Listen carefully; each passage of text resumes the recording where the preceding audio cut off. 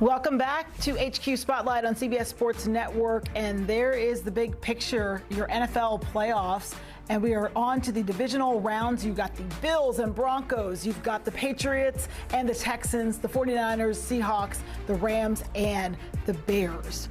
And with that being said, it's a perfect time to bring back Mike Renner with us. And Mike, we got the Bills and Broncos on CBS and Paramount Plus at 4:30 on Saturday. Who do you like in this matchup?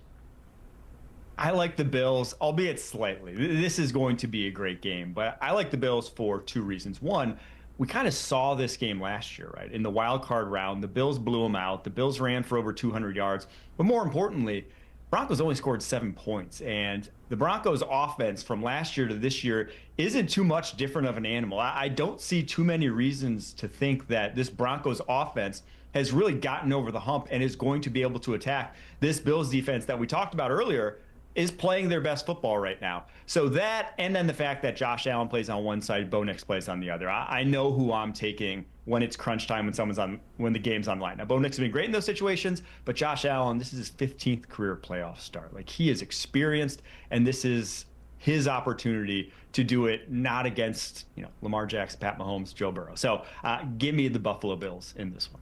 Yeah, what a crime it would be if they don't get it done this season, especially with the guys out that you just mentioned. All right, Texans and Patriots on Sunday. And Mike, the Texans have really turned the season around. And the Patriots, of course, they just keep surging. Which team survives this weekend?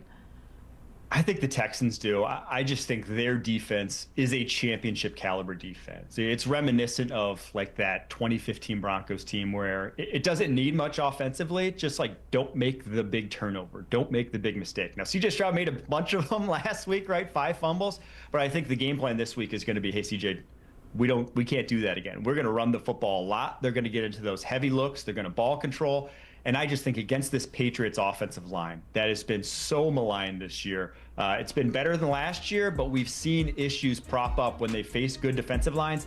And this is the best defensive line in the NFL. They're not going to be apt to blitz. They're going to bring 4. And when that's the case, I think they're going to get home a lot on Drake May. So give me the Texans. 49ers and Seahawks. So you've got this 49ers team that has battled injuries, I feel like, for the last couple seasons. And then now, last week they lose George Kittle. And then you look at the Seahawks, who with Sam Darnold have just really flipped the script. And his comeback kind of has really ignited that team. Who do you have in this one? Yeah, I mean, we just saw this 2 weeks ago. I don't think there's any reason to believe that it's going to change any differently. That the 13-3 game that we saw the Seahawks win in Week 18 will all of a sudden go the other way. I think this 49ers offense just quite frankly does not match up well against this Seahawks defense. They bring it from too many angles. That front 4 can stop the run all on their own.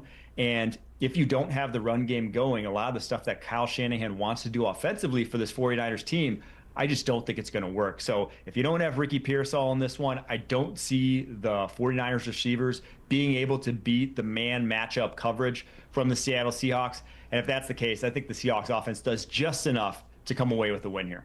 So you're saying the injuries are going to be too much to overcome? I do. Yeah. I think so. And you had Kittle last time. Maybe Fred Warner comes back. I heard he's practicing this week. That would be insane if he did, and obviously move the needle. But offensively is what I'm more worried about with this 49ers team. All right, on to the Rams and Bears, the 70-degree temps that we've been talking about on this show. Who survives this one? I think it's the Rams for two reasons. One, I just think we're on a date of destiny for a third version of Rams Seahawks. But the first two were so good. They felt like championship sort of games that I think we deserve a third. And two, because the Rams have a front 4 that I think can get after Caleb Williams. I don't think the Bears have a front 4 that can get after Matt Stafford. I think that's the biggest difference. I think both teams can put up points, but if you're telling me one team comes up with a stop when it matters most, I would bet on the Rams being able to pin their ears back, get the sack, get the forced fumble, whatever it is that flips this game. I think it's that Rams front 4 that's really the unit that you can hang your hat on. All right, we're getting a better look at your bracket prediction here. You've made your divisional picks, so let's move on to the conference championships. Bills, Texans in the AFC. Is this the year for Buffalo?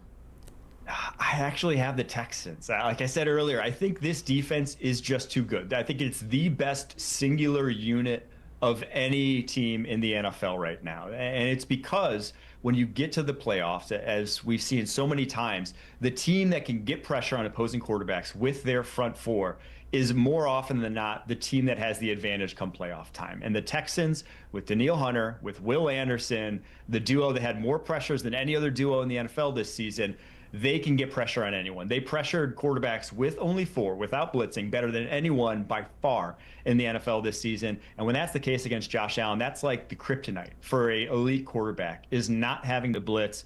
And I think it would be a close one. It'd be a low-scoring game if it ends up this way.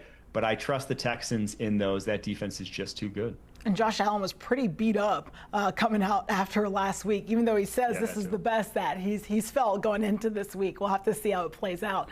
In the NFC, you got the Rams and Seahawks. Will Sam Darnold and that redemption story come to an end?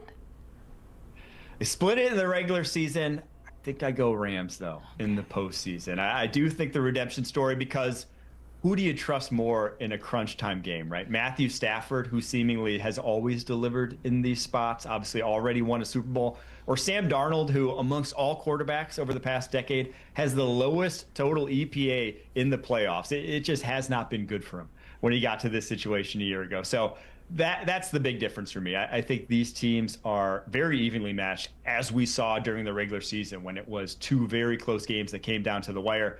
But in a crunch time situation, I just lean Matt Stafford. I hear you on the experience stuff. I'm just not ready to count out Darnold just yet. But you have spoken and you have set your Super Bowl teams as we take another look at the bracket. Rams and Texans, who's going to Disney? I go Rams at that point. I do think, again, this Texans defense is great. I think they have a better chance of stifling the Rams offense than anyone else. But the Rams defensive line against this Texans offensive line, should this be the matchup, is such a big mismatch that they're going to have to scheme around it all day. And as we saw last week, C.J. Stroud with the 5 fumbles, under pressure as much as he was, if that happens against an offense like the Rams, you're not winning that game. You know, the Rams aren't giving you 2 defensive touchdowns to let you walk it back. So I do think if that ends up being it, I think the Rams hoist it. But this is as open a playoffs as I can remember. There really is no favorite. If you tell me any one of the 4 teams in either division, or either conference ends up making the Super Bowl, I believe you. It really is just wide open. It is. It's going to be fun to watch this weekend. Mike, I appreciate the great insight. For sure. Thanks so much for having me. All right, there it is. We heard from Mike and his bracket, and now take a look at your odds to win the Super Bowl. Of course, it's all subject to change, but that's how it's stacking up right now.